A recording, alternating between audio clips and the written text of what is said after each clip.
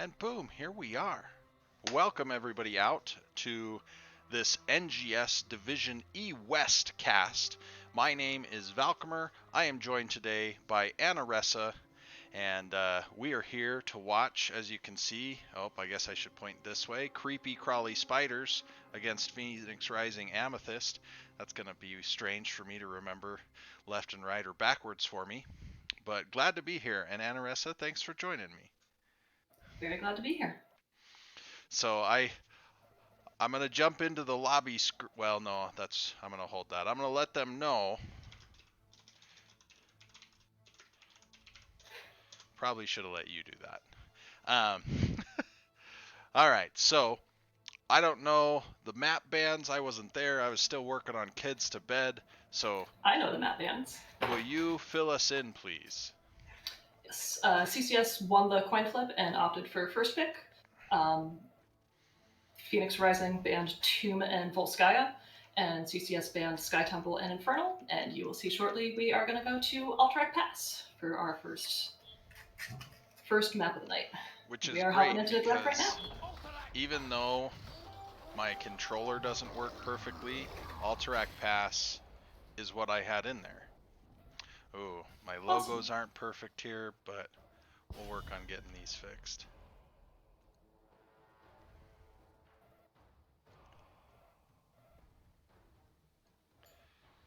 All right. Now, I did broadcast these two teams in their previous matchup, but I do not believe they came to Alterac Pass in that. Now it's Phoenix Rising chose the map, you said, correct? Mm-hmm. And this tells me that they're feeling pretty good about their macro choices for being such a long map, a large map. And I'm using my cellular device here to see what their matchup history was. Oh, my bad. Alterac Pass was also the first map last time. Okay, well, we're heading back. And by We the way, are we have headed back. All right. Phoenix Rising Amethyst also chose the map last time for Alterac Pass. And it looks like we have the self-same rosters for the teams. Oh, CCS has swapped out Calm, and today they instead have Savior 123. So, for those perhaps unaware, I myself am a CCS member. You'll see my purple team icon for Can't Counterpick Stupid there. Um, Anaressa has been a team captain within NGS and CCS as well.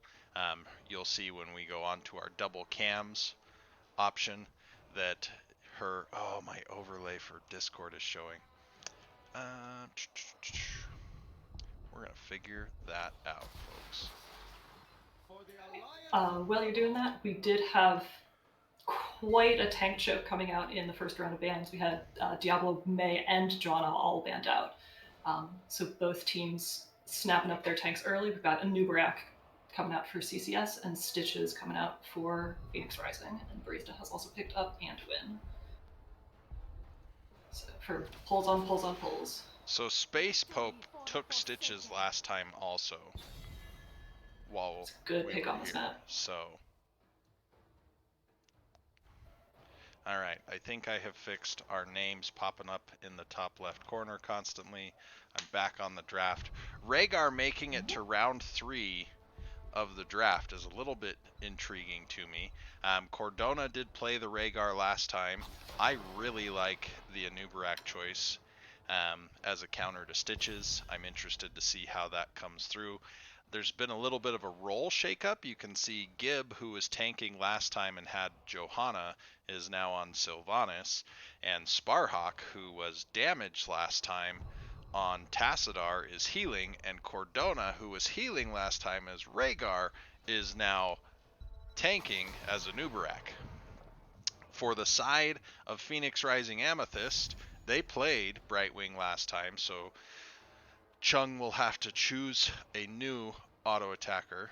But we had Brightwing instead of Anduin. I'm trying to see if perhaps Anduin was banned. He was not.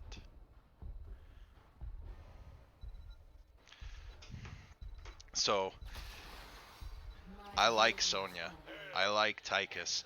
Tychus, so two schools of thought, Tychus versus Anub'arak. Now, on the one hand, Anub'arak doesn't have yeah, I'm gonna allow that one. My chat tried to moderate Zool rules for using a heroic's name. I have a Samuro coming out for offlane for CCS. Tychus attacks so quickly that he can melt the cocoon, which is very good.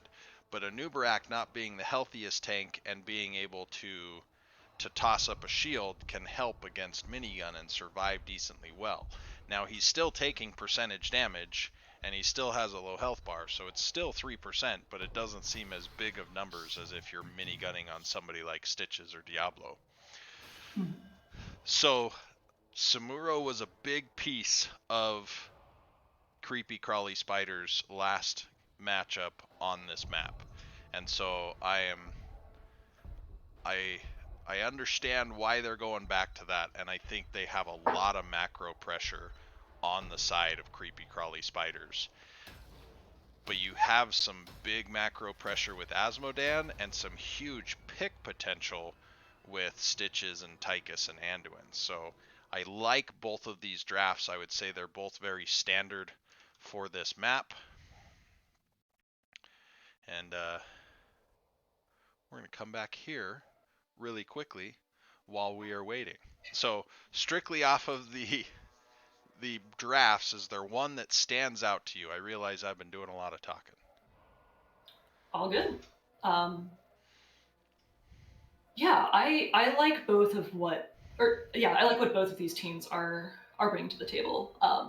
Yeah, the pick potential of Stitches, Anduin, Tychus, Asmo is huge, but Sylvanas, Samuro, and Anub'arak all have pretty solid ways of getting out of there, and Rhaegar's cleanse can help with any trouble they run into if he's close enough. Yeah, I hope to Zool rules in the chat. I hope that we see Gorge pull shenaniganry, because I think that that's one thing that now the team can't save you from, and there's typically not an escape that works very well. Now, for me as a tank player, you've got Cocoon to web wrap the Stitches and drop the Gorge. You have Beetles to be able to intercept hooks. You have Clones to be able to intercept hooks. So I definitely feel like CCS has some great tools to prevent that. But you don't have to, as Phoenix Rising Amethyst, you don't have to get it every time. You just have to figure it out a couple of times at the right time, and boom, the magic happens. All right. If you will introduce our red side there, Anna. I certainly can. So on the red side, we have Space Pope playing the Stitches. We've got Docket on the Sonya, Little Barista playing Anduin, Sylvester Chung on Tychus, and Demon Grand on the Asmodan. And for our blue side of Creepy Crawly Spiders, you can see Rainer up here dancing. That's Savior 123. Gib on the Sylvanas, Cordona on the Anub'arak, Sparhawk on the Rhaegar, and down here in the south, Dom Scythe on the Samuro. We do see some shenaniganry potential here top. Sylvanas with her orange coloration, both mount and cape, and they are diving into this top cannon tower. It looks like Phoenix Rising didn't anticipate it happening, but they are doing one heck of a rotate. Cordon able to get out. Stitches, or not Stitches, excuse me, Anub'arak getting mighty low there. So anything standing out to you as far as level 1 talents, my friend? Asmodan took Gluttony, so he's going to be looking for more of the team fights and less of the push potential. Rainer's probably unsurprisingly going Exterminator to help with the camp clear and the boss clear. And it looks like both Rhaegar and Raynor are off to that camp. Anduin and Tychus for Phoenix Rising. Experience extremely equal between the two. I don't see anything wildly out of place there. In fact, we'll come over to it. So about a 400 experience point lead for our blue team. And a little bit faster on the camp. Rhaegar's going to camp better than Anduin. Raynor, with having Exterminator, is going to camp a little bit better than Tychus, especially with Tychus not having his additional talents like Melting Point at this time. Yeah, it does look like Sylvanas is pretty heavily winning the matchup at top against Sonya. I'm kind of surprised that we don't see Sonya against Samuro and Sylvanas against the Asmodan, but Asmodan's already 10% through his quest. And we got some good push here in the middle by CCS. They were able to get their camp all the way to the wall and get the half of each of the cannon towers in the full gate. Sylvanas goes down up top. Sonya's still pretty low, but Sylvanas running out of health points. Yeah. Right after I talk about how advantageous of a matchup it was for. Going and proving me wrong.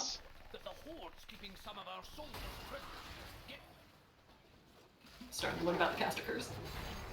Oh, it happens. It happens. I have turned off my Discord's screen share for a moment while we're in the match, just because I fear that it will wreak a little havoc with lag. The Valkymer computer, it's about 6 years old now. It's been a great beast. I would love to replace it, but Disneyland comes first. Pretty solid priorities, to be fair. So Phoenix Rising was able to get first blood. CCS has, looks like, a slight experience advantage even with that. And the bloodthirst going towards Asmodan. That was a fantastically executed dive and murder down there. Raid from El Taquito. Hello, El Taquito. I think Taco was actually broadcasting Can't Censorship in the Storm Division. I don't actually remember the opponents. I apologize. But here at CCS, we're excited to see Can't Censorship up there. So CCS just opting to siege hard onto bottom fort, letting the objective go. Samuro getting a little bit of damage into top. The wall falling mid to the camp pressure, and that bottom fort is gone because of the Sylvanas and the full siege team of Rhaegar and Nubarak Raynor. They're just gonna keep going. They're on keep wall, and it's falling pretty quickly. Yeah, these cannon towers are toast. I don't know that they get too much more, but they will get the cannon towers and be able to CCS versus baby makers. Thank you. Thank you, Taco. So that's big damage in that bottom lane that Phoenix Rising Amethyst was not really able to counter. You can see the experience has now gone forward almost 3,000 total experience for the side of Can't Censorship. Oh, wrong CCS team. Of Creepy Crawly Spiders. Don't worry, other casters. Even CCS folk do that all the time. Mid lane is cleared, but those cannon towers did take some damage, and I worry that by leaving that lane completely, CCS is going to see, while not with the objective, some siege damage come in, and they're going to lose those towers, which, yeah, Sonya just does so much. And she did go slam build, I believe. Yes, that's increasing her damage potentially even further. CCS taking a quick boss, but Phoenix Rising Amethyst is rotating towards this. We see everybody there. They slam for the bush. They get a hooks. Nubarak actually walked into it. CCS is about to hit 10. This could be a huge moment if they get 10. Here we go. Looking at what our heroics are, we see the cocoon. Phoenix Rising Amethyst recognizing that moment, backing off. We do have a 4v5 here. Asmodan is not yet here. Stitches getting cocooned. Yeah. And All Tychus still getting not run quite down by online. the Samuro. Rhaegar goes down, Sonya goes down, Stitches is next, Anduin finally, and Asmodan does come in with Just the in time dunk, to move but away. that was a very aggressive call by CCS. It looks as though they're either going for mid-fort or perhaps top boss. I'm fine with either of those calls. I like the guaranteed damage of the mid-fort, but it looks like the boss with it marching right on the keep is going to capture some attention, so they may guarantee top fort with this play. So some aggressive calls here with creepy crawly spiders, and it looks like it's paying off for them. They've got the experience lead, they've got the structure lead. The objective did a little bit of front wall damage top, the whole front wall mid, and almost nothing on the front wall bottom. I've got to think Phoenix Rising does know what CCS is doing, but with needing to take the time to clear out bot boss, there's kind of no way that they'd be able to contest top boss. And the mid camp is going, but it doesn't have any wave support yet, so it's going to get stuck on that wave right in front of the fort, it looks like. Oh, just before fort shooting range. But top fort falls with the boss pressure. We now have the center camp being taken by Samuro and just Samuro. CCS backing out. They could move to the mid fort and confirm it. With its whopping 40 health points, it is gone. Didn't even have to crint for it. Good job, Cordona and Crinetix. If you're out there, we love you. We certainly do. A lot of damage going into this mid fort, though, from that camp. I think for the future, I would have liked to have seen Samuro clear it first and then go towards the camp, just because that structure health is so important on any map, but particularly here, that center structure buys you so much space around the objective, and so you don't want that fort to fall. So CCS has half the objective. And talent tier advantage. We see the zoning Hyperion. Zoning bolts are a thing, my friends. Gorge does go out onto Sylvanas, but Tychus is looking very low in the back line. Oh, did Sylvanas get out? Oh, she was so close. From the Stitches. Huh, a dead Anduin pulled a fat guy. Man, there was a lot going on there. Great dive by Cordona there. Using that big beetle carapace, body blocking. A lot of things going on there. Tough fight for Amethyst to take with being down talent tiers and CCS just kind of having that position in place. They were able to go 2 for 2 with it, though, which is a lot better than it could have been in that position. And the catch-up experience is huge too, of course, but CCS claims the objective. It looks like they've got their eyes set on this bottom keep, which is about a quarter health. Mid lane getting burned down very quickly. Tychus and Sonya do make quite the siege team, particularly if it's forcing that objective in that wave. Stitch is not quite as much, but he's got the backup coming in fairly soon. No, they're straight to clearing bot. Looks like they might be worried about CCS just going for it with this level advantage and this momentum that they've built up. Odin committed here. CCS decides to back off, probably playing for 16s. Again, a massive map advantage here. Samuro playing that game. Samuro's a dumb hero, by the way. In case anybody wanted my opinion, I'm giving it anyway. I do think that it takes a lot to master Samuro, and so with that you get a lot. I just don't like the design, but Dom is playing it very well. Camps taken by both teams, 16 quickly approaching for CCS. You can see at this point they have racked up a 7,000 point experience lead, and 4,000 of that almost comes just from the passive experience by having those additional buildings down. 16s are online. We see Epicenter. We see Earth Grasp Totem. Ooh, big engage on the Asmodan again. He gets the pull. We see the Cocoon. And everybody walks away. I would have liked to have seen it's tricky because Samuro's off in the other lane, but if they could have forced that fight even if you just leave Stitches in the cocoon for a moment, he's not too scary when he comes out of it if your team's already in the middle of his team with people low and retreating. CCS appearing to go to boss yet again. As many bosses as you'll see in an Alterac match, my friends. And Samuro. Oh, can Dom get away?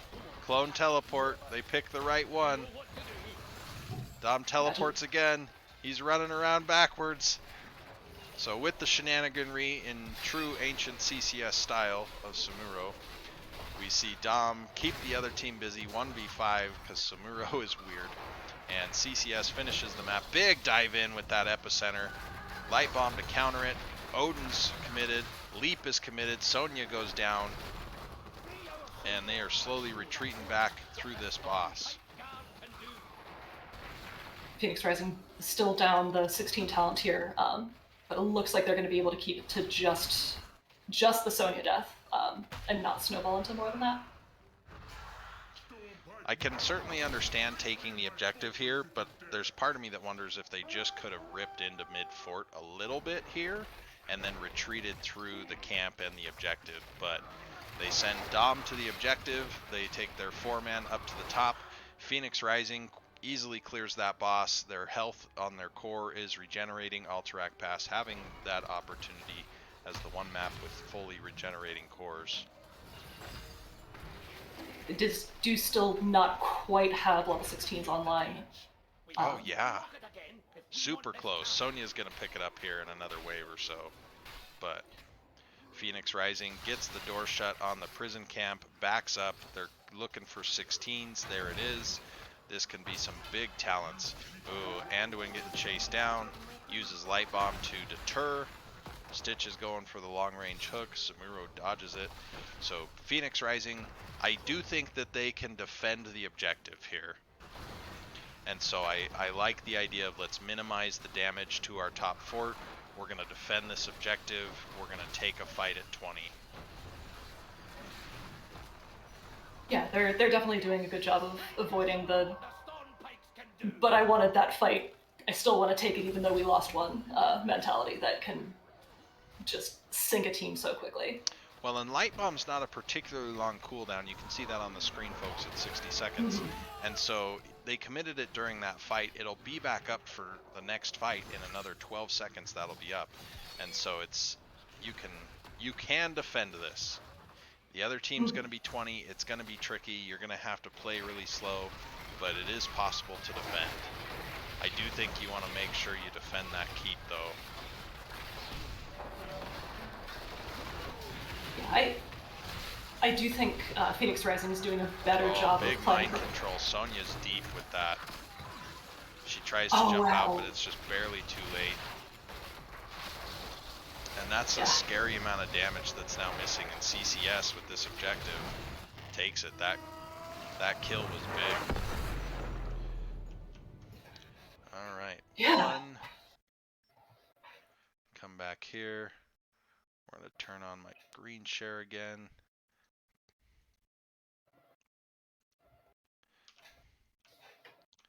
Alright. Yeah, I do think Phoenix Rising did a better job of playing from behind than the structure count and level difference would indicate. Yeah, they were pretty consistently able to keep death counts low. Yeah, it was more that CCS was able to build up a bit of an advantage and kind of keep rolling with it, as opposed to just having a total team wipe and having that. Yeah, I've got the KDA and damage summary screen up right here on the stream, and 10-4, a very low death game on both sides. The one team fight on the bottom boss was the most kills we saw for one team at a time. There was the next big team fight on the objective that then had 2 deaths on each side, but the bottom boss was, I think, a 1 for 4, And so quick view at talents, you can see we've been invited into the next lobby. So I'm going to exit this one, join that one, come back to our duo webcam for a moment. That game is no longer available, is the error I just got. Oh, Let's try this again. I'm here! Hooray! Oh, I got to do a yoga pose. I can do a yoga pose in a suit. While we're Those getting all redemptions that apply set to up. just Balk and not me, for the record. Yeah, that's true. I mean, not that yoga would be bad for you, but, you know. All right, But well, I'm not doing yoga in the suit. I am allowed to cast organization games, Tin. Oh, and it looks like my camera's kind of low, but 2, it looks like my audio might be a little bit high. Okay. Let's see, where can they see me here? All right, I'm back here. Thanks for the hydrate, Zephy. Oh, Another that'll do. hydrate, double hydrates. All right, it doesn't look like I'm talking too loud. Your levels look pretty good. All right, we are going to do, let's see. All right, so I need to step this way to be in the center. So it looks like we're ready.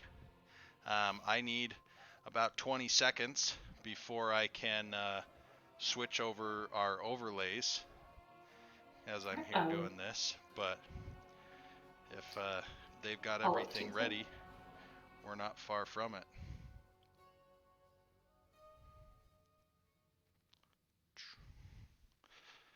Okay. All right, I'm ready for the change. I'm going to take a sip of water while we're waiting. I do have to mute my mic every time I type on a cast because for whatever reason my keyboard just decided to get like 10 times louder and I just sound like a horrifically angry person every time I type now. So it's, yeah, I am just always writing angry letters to the school board. That is Nice. That's just what I'm doing all the time. All right, they are starting. I'm going to go into draft and I'm going to find. All right, everyone. My webcam, add source, Valk's camera. I'm going to be right here in the center for a moment while I do the other yoga pose. Because I did, I did that side. So now we're on this side.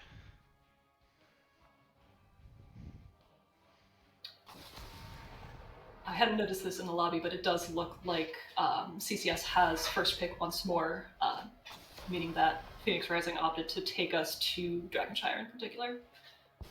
So I'm wondering if their comfort maps are just a higher priority for them in general, or if they've got a specific plan for Dragonshire. There comes the respect ban on the Sylvanas.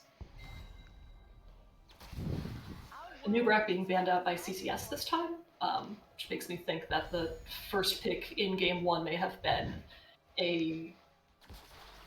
more of a third ban than a true first pick. Rhaegar going over to the side of Phoenix Rising this time. Yeah, but Stukov is still up too. Stukov is still up. Falstad was left up and does go ahead and get snatched up by Sylvester Shang. Get an early global on the field. I'm surprised at the May early pickup, but overall I'm not disappointed in it. She had been early banned Game 1, I believe. So that, again, may be more of a comfort pick than a meta pick. Apparently I'm breathing loud into my mic as I did my lunges. Taco's making fun of me. Exercise happens, guys.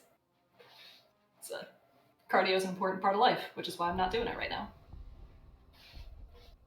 We do see Savior back on the Rainer, and Stukov was indeed picked up by Sparhawk. Co-casters make everything better when it comes to having to do redemptions. Yeah. Just say words for a while while people watch you. We do have a Hogger band coming out.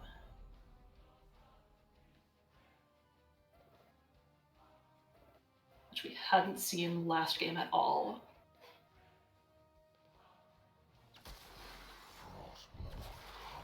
Arthas. Well, that's something you're going to have opinions about. Absolutely. So far, I don't like it. I'm a big fan of Arthas. That's not the problem. I just think that he could have been a last pick. So either there's something super spicy in spot number 5, or Arthas should have been in spot number 5. Because right now, everything can be ranged on the side. Yeah.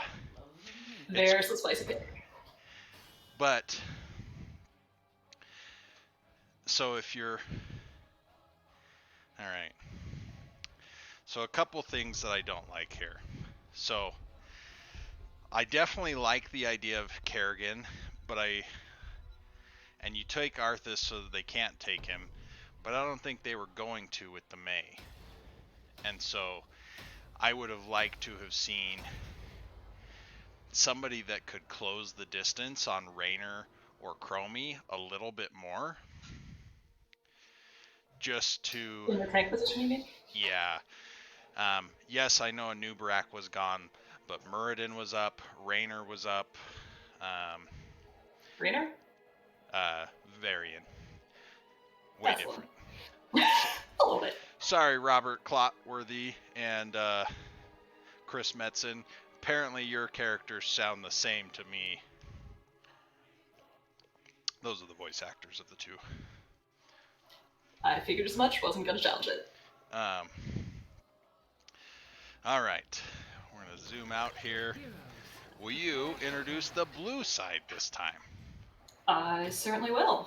So for Creeper Crawly Spiders, we have Domscythe on the May, we've got Sparhawk playing Stukov, Cordona on the Leoric, Savior123 back on Raynor, and Gib hopping over to Crawly.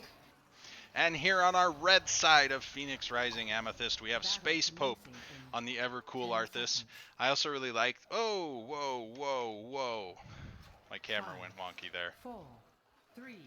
I like the mount synergy between Arthas, Rexar, and Kerrigan here. The other two not having that opportunity. But Rhaegar did go blue. So... You just like the mounts because they're purple. Well, and they match. I don't know what color an Amethyst is, but they look kind of pinkish purple in their logo. Oh. Amethyst in game. I wonder if I was on the draft overlay last time the whole time also. So Cordona in the off lane. Demon Grand, who locked the Kerrigan, is now the Rexar. All sorts of shenaniganry here. That's which I hadn't realized. We do see Raynor going ace in the hole this time instead of Exterminator, so looking to capitalize on the CC from the rest of his team. I think that tells us what Chromie's level 10 is going to be, and that is she's going to take Slowing Sands, which is just going to let him rip damage. Mm-hmm.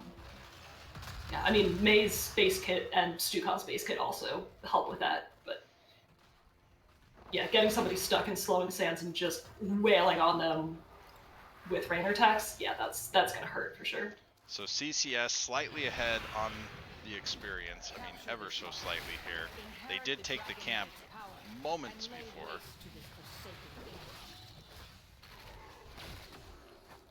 Does look like Rexar is pretty handily winning this top lane matchup, which apparently means that he's going to die very soon, since I've said it now.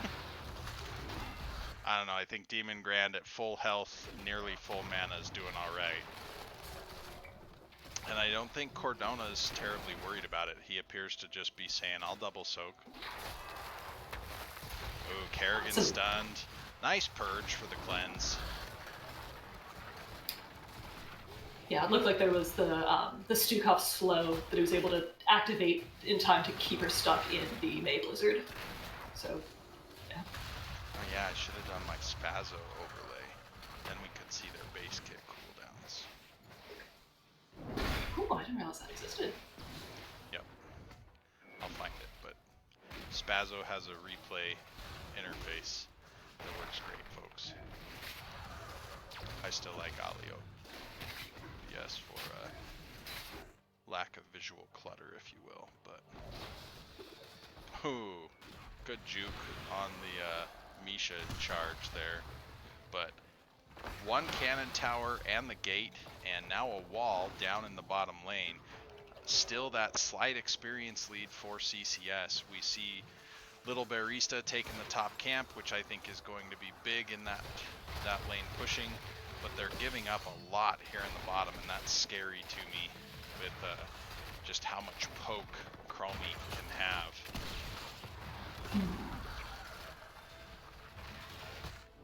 Yeah, it seems like CCS's game plan is just don't let them come anywhere near us, and it seems to be working.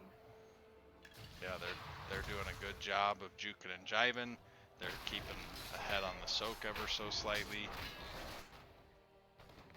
And if you're Rexar winning this bottom fort, who cares if you cap the Dragon Knight? Yeah, and Rexar is handily winning the top lane still. Getting some wall damage out of it. But Leoric's been double soaking and being able to kind of just play to his strengths instead of just sitting up top and losing. I am very much interested to see how the Kerrigan builds into this. Not like her actual talent builds, but how her power level increases, because I do think she has, kind of like we talked about with Stitches, if she scales up really well and gets that pick late game, like that can be enough to absolutely turn the tides. They're not losing a lot right now. Yes, they lost some keep health or fort health in bottom, but they're very close on experience. Right now, that's about a 900 experience swing between the two teams. Not even most of the time.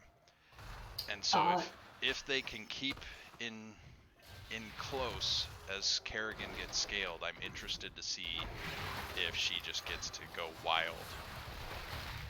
It is worth noting that Chromie's kind of ignoring how close the levels are and just going ahead and getting her ultimate early. Yeah. Because that's what that hero needs, is talents 2 levels early. A lot of damage going out on the May. Oh, that Arthas being stuck in there. Raynor, shoot the Arthas. He was so slowed. Yeah, the route to self-peel though, and he does get away. Yeah. Health bars except for Arthas is looking all pretty full.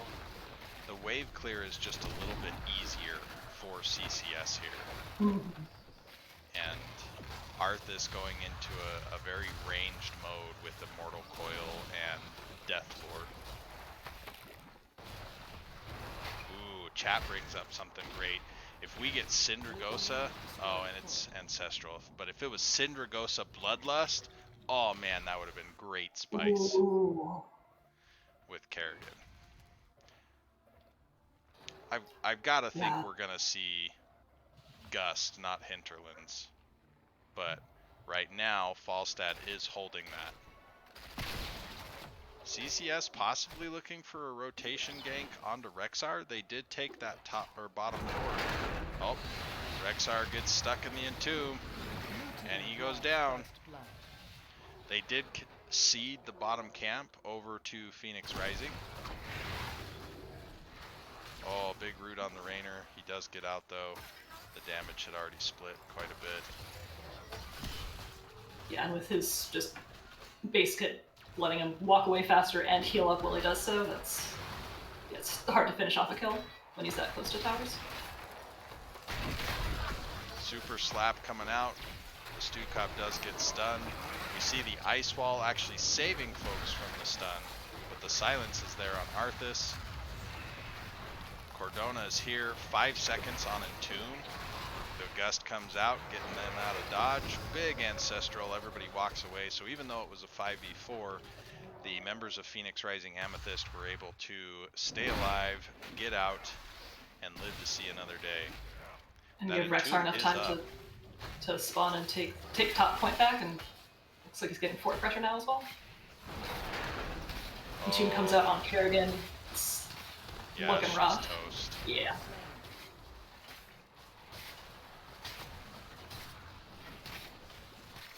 What she needed to be able to get out of there was actually a minion to dive away to an enemy minion. CCS, hard siege and Hyperion committed. Looks like Phoenix Rising was thinking about taking the siege camp, but CCS just hit level 13s though, so that's going to make that a lot harder. Ice Wall comes up, but doesn't actually hit anybody. Crawly time stop, catching 2. This is looking pretty rough for May, but the flailing swipes will let her walk away safely. CCS does control both points at this point, but Phoenix Rising heavily guarding mid, so... Take the camp and then take a fight. Up 13s. You know Rexar's gonna... You know the enemy's... Ooh. Kerrigan was waiting. I almost think you know someone's going to be waiting. Oh, man. Excellent time stop by Crawly to get away.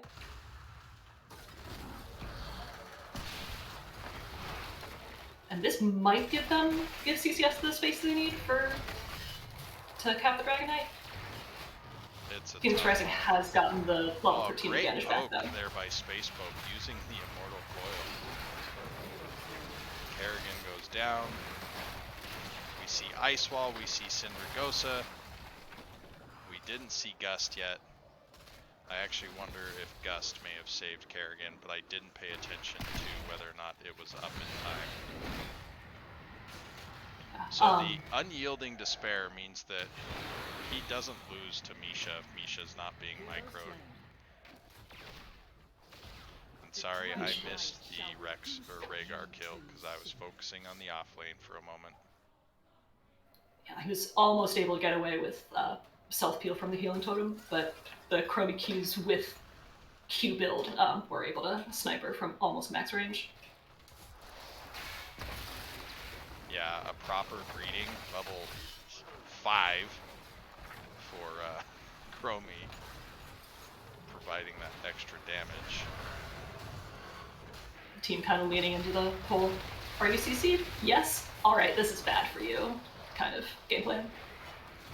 Raynor's ace in the hole used to be 30% at level 1, and they finally decided it was too powerful.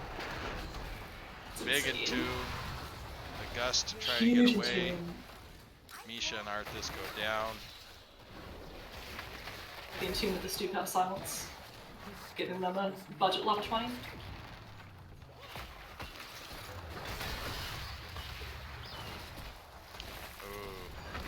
Chrysalis when Kerrigan goes down. So Phoenix Rising Amethyst in a scary spot here, having lost a keep at the 11-minute mark. CCS appears to be backing out, which I think is probably a wise call here. Cooldowns are used, back up, come back in with cooldowns, and still have that talent advantage. Yeah, some of the mana bar is looking pretty low. So this bottom camp is up, but the left camp is up in 10 seconds. I would like to see perhaps one person sit here and kind of hold before capping this, and CCS time that double camp, which is the secret boss of Dragonshire. But they cap it, Crawly's on their camp working on it. But by capping this camp and just letting it go, I feel like that is giving Phoenix Rising Amethyst the time to clear it and get level 16s before a fight. That's, yeah, exactly what's happening. And the 16s haven't been quite hit, but they're just around the corner. does look like CCS is looking to collapse. Entomb just barely doesn't hit Kerrigan, but she's in super deep, and there's no way she's getting out of that. Well, and Arthas was just forward and drops.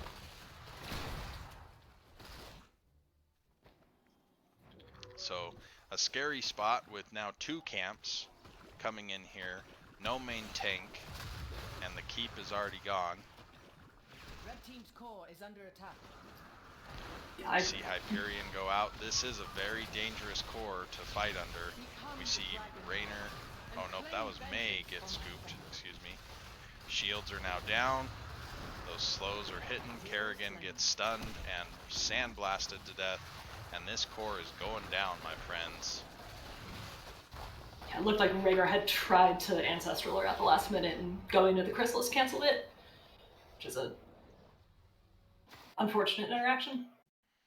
And I realized that I had my streaming going, not performance mode. So I probably dropped some frames there. Sorry, folks. All right, coming back here. We're going to go to the game summary. I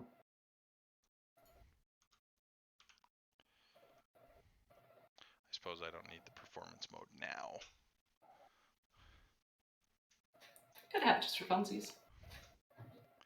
All right, so 0 deaths, 8 deaths, another very low kill game. The Kerrigan having the roughest go of it. I like the pick. I actually think Dragonshire is one of Kerrigan's best maps. It just didn't come together today. CCS came in, and somewhere along the line they had picked up Amethyst number for today. All right, that's true. We should check for an interview here. All right, I'm going into Divi. Gots to find it. All right. Although Yeah, that's Raynor, true. We can. Raynor leaning into survivability with his 4 and 7s to make sure he'd survive if Kerrigan does get on him.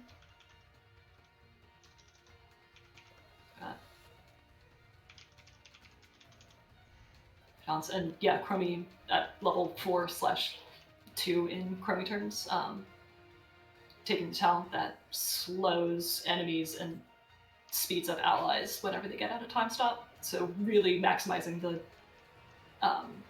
ability to self-peel with time traps. And a very quick game. 13 minutes, 5 seconds. I mean, mine says 0 minutes and 0 seconds, which is way faster. I don't know that one's accurate, my friend. All right, we're going to go in to an NGS lobby here.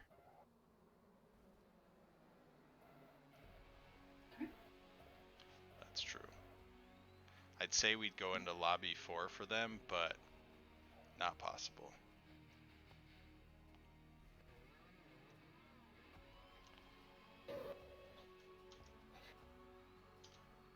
NGS lobby 5. Are you there, my friend? GG's to you and your team. We're going to come here for a second. I cannot figure out how to do the triple camera for a moment, so I apologize. Everyone will just have to see me for the brief moment. But Gib, congratulations. Thank you. This is 2 in a row for CCS on the victory laps. Yes, felt good. Nice, nice. Now, I feel like I get to be a bit of a closer connection to you, being as we're both in CCS and such. So I may know some of the story, but how has the season gone so far for CCS4, also known as Creepy Crawly Spiders? Rocky start, but that will happen when Valcomer messages you the day before teams have to be finalized. It says, "Hey, do you want to do a team?" And then we threw together and trudged our way through finding team chemistry. It's been a lot of ups and downs, a lot of role swaps, some roster changes. But we kind of found our groove 2-3 weeks ago when we kind of solidified who was going to be on what positions, who was going to be the core 5 of the roster, and then we took a game off of the number 1 team that week, and then we've won our last two games. Last week 2-1, this week 2-0. So Now, the I've power heard sticking with one it. of the secrets was insulting each other. Yes. When we first started, I was being as gentle and polite as possible in all of our comms and encouraging everyone else to do otherwise. And then as we lost and lost and lost, my ability to do that eroded, and choice words were exchanged, voices got heated, and then I looked around and realized, wait, we're all responding to this environment. Like, us kind of busting each other's chops through the whole game kind of is our thing. So, and it went from super quiet comms with an occasional like herd or whatever to now everyone's talking, everyone's chattering, and I think it was just breaking the ice of, okay, I guess we're a toxic comms team. I guess that's what we are. But it works. Up my lamp there, realizing I'm sitting here in the dark. So, you come off the win last week. Obviously, you want to win again because every team does. How did you prepare for tonight's matchup as a crew? So we have a player in our team, Sparhawk, who knows PRA very well. And plus we had that game against them. And also Savior on our team is very familiar with a lot of those players, plays with them a lot. So we kind of knew what to expect from them. And we copied what we did in our strategy for last week, which is last week we just targeted one player, which was their tank, and just banned out their preferred heroes. And we just repeated that this time. We know that they favored Diablo, Anubarak, and Mei. And after Johanna, our preferred tank is Mei, so we figured if we can ban out 2 of their 3 and then first pick their third, it would be cool. But then when we got Samuro on the Alterac pass, you can't pass that up. Well, it's worked out twice against the very same team on Alterac Pass. Division E West being a double round robin, folks, which I think is a great format. Yeah, it's nice to learn from the previous games. Yeah, I think absolutely. that's hugely helpful. So they pick Alterac Pass, which is the same map they started with last time, the same map that you won, and you get Sylvanas, you get Samuro, you get Anubarak. I think last time you took Johanna instead. Yeah. And somewhat ignore the objective. Yeah, we had planned. So we had planned to give the first 2. It just so happened that we were able to get enough pressure in the far lanes that we were able to take the objectives. But we were completely fine with just giving the first 2 objectives and getting push power with the Nubarak Beetles and with Sylvanas trait and with Samuro being Samuro. Yeah, and the boss call felt super early, but you got 10s right in time for the fight, and that's was very why. one-sided. Yeah, we were looking at the levels, and I think Cardona said, we're going to get 10s, go for boss. And That's exactly what happened. Yeah. Yeah, no, you guys did fantastic, and constant siege the whole game. That full map harass by Dom, very well done, and just a great set. How was that for just rally time as you're coming into that second objective? You've taken down a keep, you've taken down 2 forts, no, actually 3 forts, I think, at that point, and now you're up a talent tier and they come in for the fight. Like, how are comms going? I mean, I imagine there's some toxicity based on what we talked about before, but well, so the toxicity usually is outside of fights. During fights, we actually focus pretty well. We've gotten actually really good at calling out targets, switching targets. I think in that fight specifically, we switched a target really well because that was a problem early on. Is everyone would get on one target and then we'd pursue that target when a juicier target stepped up. So I think for that fight, our comms were probably a lot more structured, focusing on a target. I don't remember that exact fight because we were so not fight focused that game. Like we were planning to just run away from them the whole game and play macro, and then the fights once we were up levels, we thought that you were gonna die, and then you got away, and then and you then I died. got hooked back. Yeah, and then I got hooked back. Yeah, I was. So the first death, I had 2 deaths that game. The first one was me disrespecting my opponent and getting destroyed for it, and then the second one, yeah, I stepped up against a Sonya, and then I got hooked and slammed. And I was like, oh yeah, don't do that.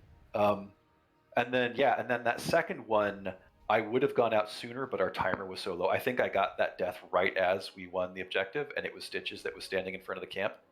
So I wasn't trying to die. I'm not going to say playing to death worth, but I was way more aggressive than I would have normally been if the timer had been higher. So I think we were just fighting that out until we won the objective. I thought I'd Smarthawk get away says with in the chat, you didn't yell at us once during Alterac. You screamed. He didn't actually say the screamed part. I added that. No. Like I said, we kind of dialed it in. Last night we were doing Storm League practice, and that's where we got a little more boisterous. But we've gotten really dialed in for matches, and that's been really great. Nice. Because, like I said, beginning of the season, comms you could hear a cricket, but now we're super chatty, super positive with what we're doing. Everything means something. Everyone knows where they're supposed to be. So even though we have like, let's say a camp is obvious, and let's say it's Xavier, he's going to go get a camp, and he's already on his way to get his camp, but he'll say camping anyway. And that was a big step for us, is me just getting everyone to say what you're doing, no matter what it is. Tell everyone what you're doing.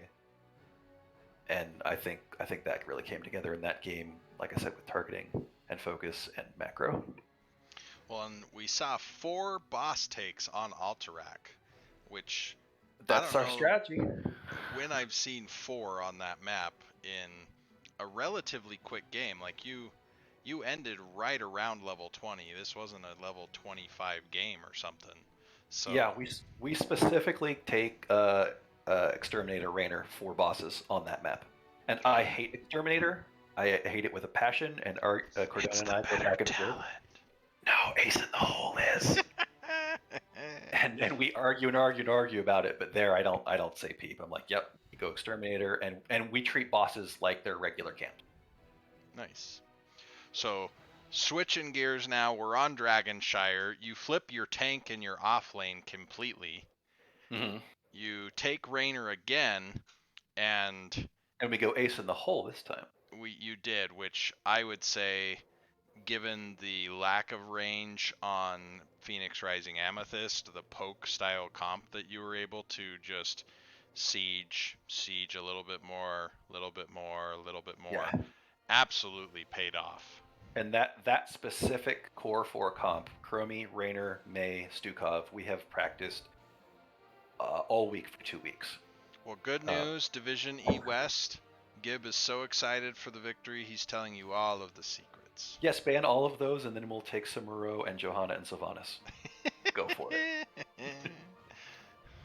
But no, that was the point. I presented that comp to the team, and I said, look, this is, at the beginning of the season, we were trying to do diving and training wheels comp and picks, and I was like, let's just pick a bunch of heroes that slow everyone, and then do more damage into slow targets.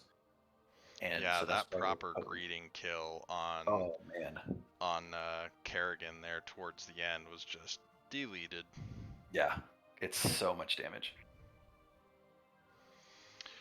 Well, Anna, I feel like I've dominated the questions. What questions do you have for Gib and creepy crawly spiders? What do you have against Exterminator Rainer? Come on, man. So I'm boring. I'm a dirty assassin player. I like killing people, so I like talents that help me kill people. What about talents that help you win games? If it's easy to take a core if they're all corpses. I say as we won through macro in the first game, so we did both. Yeah, you guys did very good of not dying both games. Between both games, you have 4 deaths. Yeah, and I was half of those in the first game. That is true. I wasn't going to point that out, but it went across the back of my mind. I'm well aware. All right, so CCS4, here you have it. You can all tease your captain about having half of the deaths in today's game. Well, congratulations, Gib. You done well. Fantastic win. Go celebrate with your team. But before you do, what shout-outs do you have? Nothing really. I just want to say, I just want to shout out your mom. Yeah. And So, for reference, everybody, most people say shout out to Valk's mom, not just your mom. specifically your mother, I'm shouting out. And that's it. All right. Well, thanks, Gib. Go enjoy it with your team. I'm going to jump back in to my call with Anna, and we will wrap things up before we find someone to raid out there. So,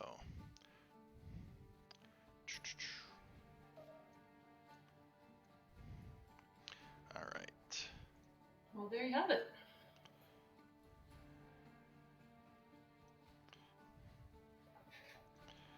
Right now, there, done, and show. Nope. I'm looking at a. That's not right either. Oh, here we go. Show chat. There it is. Okay, great. Because I was showing the corner of your background that's all gray there when I first came in. So Yeah, my apartment that I've definitely moved into, definitely put together life. It's great. that's okay. I got stuff all over the floor, and I've lived here for 5 years. So, Fair enough. well, Anaressa, thanks for being here. And for anybody who may not have noticed, Anaressa is actually the one who said, hey, we should pick up that cast. And I said, if I make it home in time, I will. And here we are. So, as we wrap up, where can folks find you, and what shout-outs do you have? You can find me in E East. I'm a damage player for 30 Seconds to Mosh. So, not against the guys that you saw tonight, but in their same world. The other East Division, and you'll hopefully see him in the grand finals. You sure might. You sure might. You could also see me around the CCS Discord. I'm one of the 2 admins for Nexomania, which tends to run when NGS is not running. So, and the other one is. Yeah, there we go. The cameras are goofy, so. But I have a Nexo logo somewhere, but I have it hidden since I wasn't doing a Nexo cast on my overlays. So. And any shout-outs, my friend? Oh, Gib already stole the best shout out of all. But yeah, shout out to both teams. Well played. Saw a lot of good things tonight. Yeah, not a lot of slip ups. Just kind of outplaying. So. Yeah, great set. Yeah. I think both teams played well. Creepy Crawly Spiders did come out with the victory today, but I've seen some great things from Amethyst, and they were here. They played their hearts out. Sometimes that's just the way the cookie crumbles, as it were. But for everyone out there, thank you for being here. My name is Valcomer. I am one of the admins within CCS. Yes, we run Nexomania. I'm a volunteer here in Nexus Gaming Series.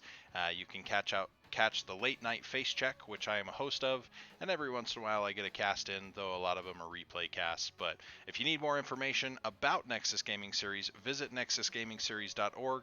You can find the link to the Discord there. You can find a whole host of information. It is the largest league in North America, and I would dare say they're catching up some ground with those people across the pond who think they're so big. But a lot of great things happening in Heroes of the Storm. Check out heroesofthestorm.com for more info. Check out the subreddit. Feel free to join CCS's Discord. You can see that under my name. We love talking about Heroes of the Storm. We love playing Heroes of the Storm. There's a lot of great things going out there. So my traditional shout out, which everyone has made reference to, is hi mom. But this has been a Nexus Gaming Series production. We're going to go ahead and find somebody to raid here. I'm going to look at that on my phone, because I feel like if I do that on my computer, I'm going to mess something up somehow with the stream. But it's been a wonderful night. It looks like Bankai is still going with a C West match. So we are going to raid him.